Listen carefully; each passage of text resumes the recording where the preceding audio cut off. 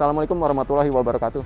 Teman-teman, siapa di antara kalian yang suka BMW seri 3 F30? Kalau kalian suka F30, kemungkinan kalian anak muda atau yang berjiwa muda. Karena memang mobil ini digemari oleh anak-anak muda. Nah, faktor-faktor penyebabnya apa aja? Kita akan ngobrol-ngobrol dengan Kodarian dari Lamberindo Auto.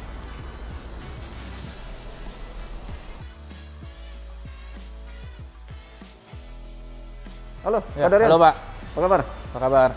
Wah, banyak F30 nih. Segar banget, betah nih kayaknya. Iya, mobil favorit soalnya. Mobil favorit? Iya. Oh, favorit Kodarian sendiri ya?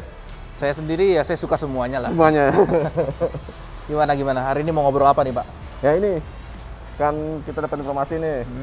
Kalau F30 itu emang idolanya anak muda. Nah, Ya, kira-kira apa sih yang bikin mobil ini disukain sama anak muda? Gitu. Oke.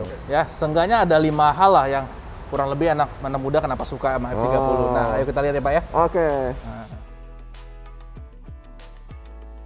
Nah. Nah, yang pertama apa nih? Yang pertama Pak, kalau kita lihat modelnya ya, dia pertama kali launching itu 2012 akhir. Jadi orang banyak kan taunya 2013 sih. Nah, sampai sekarang pun modelnya masih oke gitu dilihatnya. Masih enak ya? Ya, pertama kali launching di 2012, dia kayak gini modelnya. Terus dia ada sedikit perubahan aja di 2014, iDrive-nya jadi besar. Jadi besar. Ya, putar-putarannya. Itu 2015 dia pre-LCI. Wow. Bedanya itu dia ada cover access untuk buka tutup kunci sama buka pintunya. Sama ada kick sensor di bagasi belakang. Oke. Nah, mulai 2016 dia berubah model LCI jadi seperti itu. Dan di 2017 akhir dia berubah lagi, speedometernya udah digital. Speedometer digital. Cuman body masih sama semua, makanya mirip-mirip ya? Ya, kelihatannya masih oke lah ya untuk anak Jadi muda 2012 kesini masih good looking lah ya? Ya, belum terlihat penuaan lah Belum istilahnya. terlihat penuaan, oke. Harganya juga sudah good.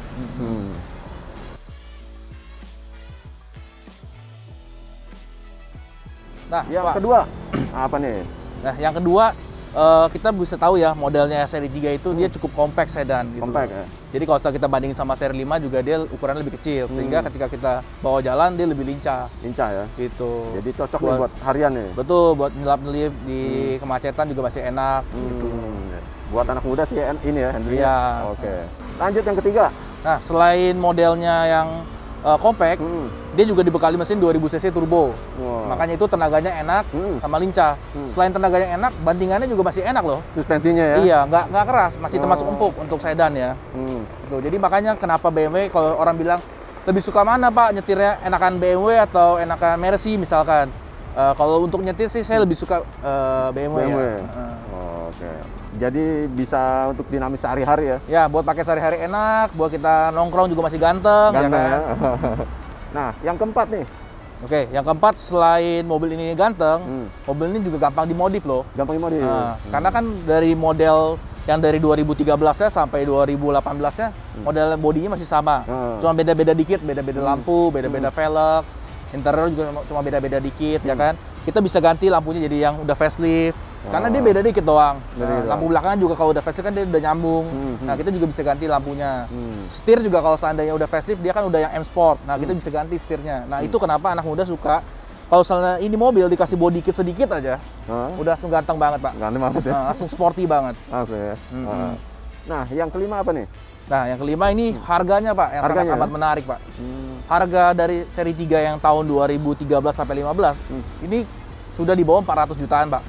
Kisaran dari 200 besar sampai 300-an. Jadi kalau kita bicara buat anak muda, pengen nyari mobil yang budgetnya kurang lebih segitu, daripada mungkin beli mobil Jepang baru, mungkin bisa ada opsi ambil seri 3 second. Oke. Jadi menarik ya jadi pilihan ya. Benar.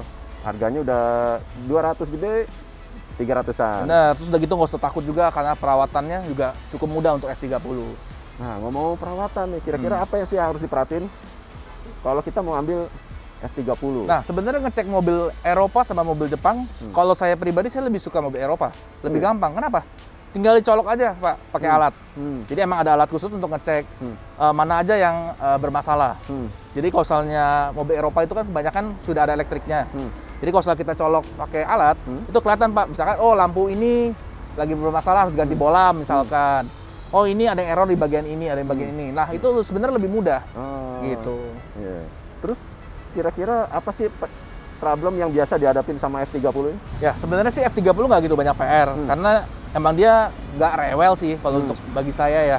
Paling penyakit-penyakit dia apa sih yang minor-minor? Paling kalau misalnya mungkin kaki-kaki, kalau kita sering lewat jalanan jelek ya, lubang-lubang, ya itu wajar lah. Semua mobil juga seperti itu gitu loh. Saya rasa kayaknya nggak gitu ada yang berarti ya gitu loh. Kalau Rexter gimana Rexter?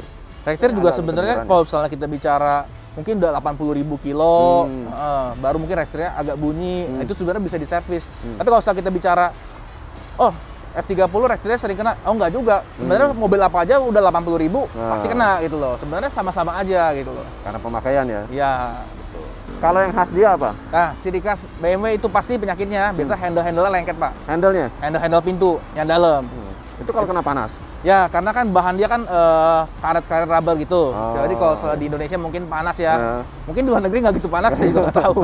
Di Indonesia penyakitnya pasti seperti itu. Nggak cuma F30, F10 juga sama. BMW yang lain juga sama. Emang biasa seperti itu. Cuma kita gampangnya kita bisa ganti jadi bahannya mungkin plastik atau rubber yang lebih keras bahannya. Oke. Nah, Pak Darian. Ya.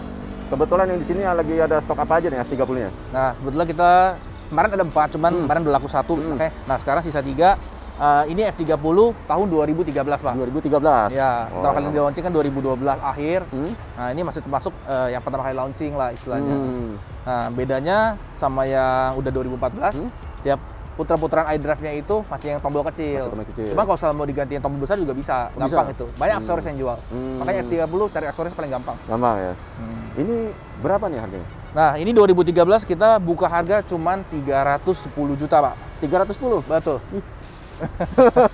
310 juta, Pak. Bener ya? Wah, ini sih nyerempet harga HRV ya? Iya. Masih boleh nego. Masih boleh nego? Masih boleh nego. Nanti ketemu saya, ayo kita nego langsung. Wah, langsung cari Kak Darian. Ntar dulu ngomong, harga udah masuk nih, pajaknya? Pajak murah, Pak. Pajak juga sama kayak mobil 3 jutaan yang lain. Pajak cuma 7 jutaan. 7 jutaan ya? Ya.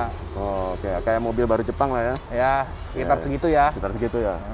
Lanjut sebelahnya yang putih. Nah, ini 2014, Pak. Ada perubahan nggak? Perubahannya cuma yang tadi saya bilang, ya tombol iDrive-nya jadi lebih besar. Jadi lebih besar. Cuman yang lain sebenarnya sama semua. Berapa dilepasnya nih? Nah, ini kebetulan kita bukanya 375. Kok beda jauh? Karena kilometernya ini masih antik. Masih antik? Ya, cuman 30 ribuan, Pak. 30 ribuan? Dari 2014. 2014, oke. Kalau yang ini tadi? Yang ini kilometer 70 ribuan. 70 ribuan itu sebenarnya normal sih, Pak. Karena kan kita bicara mobil Eropa, pemakaiannya setahun paling 10.000 kilo ya. Nah, sebenarnya 70 ribuan di tahun-tahun sekarang masih oke. Cuma kalau ini memang kilometernya antik, Pak. Kilometer antik ya? Iya. Kalau pajaknya mirip-mirip apa lebih? Pajak juga mirip-mirip loh. Pajak kurang lebih ya 8 jutaan lah ya. 8 jutaan ya? 8-9 jutaan kurang lebih. Oke. Lanjut satu lagi. Putih lagi. Nah, ini beda tahun nih. Betul. Yang ini yang last edition, Pak. Nah, ini tahun 2018, rakitannya 17 akhir. Nah, dia sudah yang digital meter Speedo. Digital meter. Ini salah satu yang sering di-upgrade sama anak muda ya? Iya. Nah, digital Speedo ini baru keluar di tahun 2017 akhir. 2017 akhir? Betul. Padahal LCI-nya tahun 2016. Nah, jadi waktu 2016 tuh LCI, cuman dia belum speedometernya digital. Belum digital. Betul. Tapi kalau nggak salah mesin udah ganti ya? Nah, betul. Kalau saya mau mobilnya F30 yang LCI di 2015 akhir sampai 2016 itu mesinnya sudah ganti jadi B48. Ganti seriesnya? Ya, tadinya N20. N20 jadi B48. Betul. Sebenarnya mirip-mirip, cuman lebih halus aja sedikit. Itu bedanya ya? Tenaga juga mirip-mirip lah. Nah, ini 2018. Betul. Berapa dilepasnya? Ini kita bukanya 475, Pak. 475? Harga kreditnya. Harga cash kita kasih di 510. 510? Lumayan ya. Tapi dapat tahun muda loh, 2018. Dan dia masih free service di BMW sampai 2023. 2023? Ya, masih lama. Oke. Jadi tinggal isi bensin aja. Kalau gini pajaknya berapa? Pajak kurang lebih 10 jutaan. 10 jutaan? Oke. Menarik nih. Mobilnya masih kayak baru ya? Iya.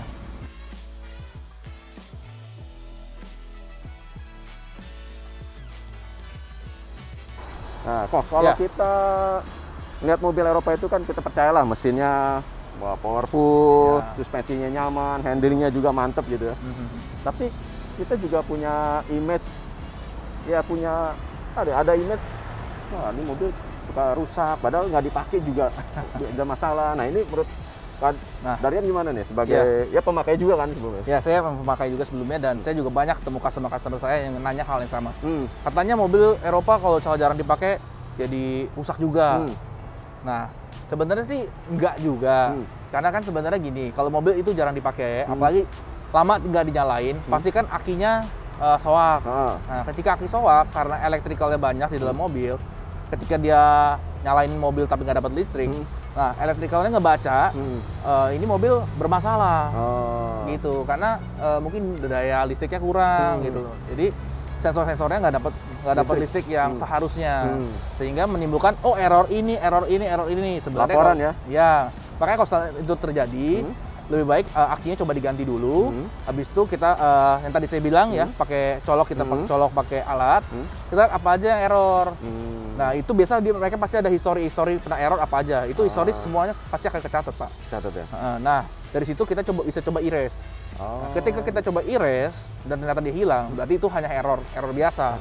Tapi ketika kita erase ternyata dia masih nggak mau hilang, berarti itu ada komponen yang mungkin harus diganti. Makanya ngecek mobil Eropa sebenarnya nggak susah. Nggak susah ya. Gitu. Jadi bukan mekanismenya ada yang rusak, komponen yang rusak, tapi laporannya ini. Jadi komponen ini melaporkan bahwa ini nggak berfungsi karena tadi kurang suplai arus listrik. Yang sering saya ketemu seperti itu. Seperti itu ya. Oke deh kalau gitu, Pak Darian, terima kasih banyak nih informasinya. Sukses buat Lamperindo Auto. Siap, thank you. Ngomong alamatnya di mana nih? Nah, kita di Gading Serpong, Pak. Gading Serpong. Kita di Bursa Mobil Paramount, BZ Auto Center, Blok A22 nomor 23. Nomor telepon yang bisa dihubungi? Nomor telepon yang bisa dihubungi nanti main ke Instagram kita. Di sana ada nomor telepon kita. Oke. Thank you banyak ya. Thank you, Pak. Dan teman-teman, dengan tadi sampai jumpa di liputan selanjutnya.